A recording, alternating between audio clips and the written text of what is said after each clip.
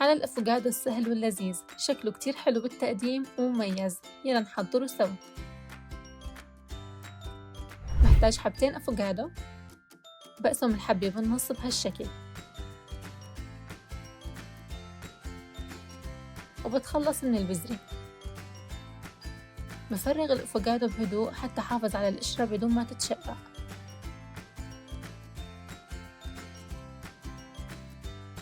وهيك صاروا جاهزين.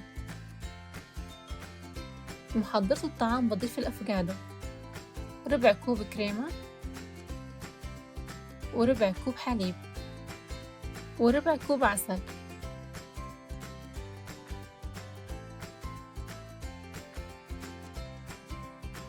وبخفقهم لأحصل على قوام ناعم.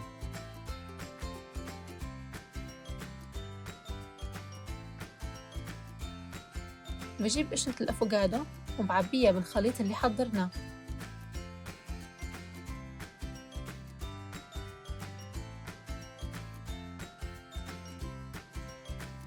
وبعدها بملعقة بعمل تجويف صغير بنفس مكان البذرة،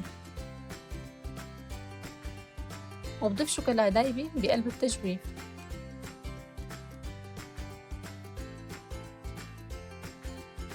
وبهيك حصلت على حلا بنفس شكل الأفوكادو وطعمه ولا أطيب. لازم تجربوه، وصحتين وهنا.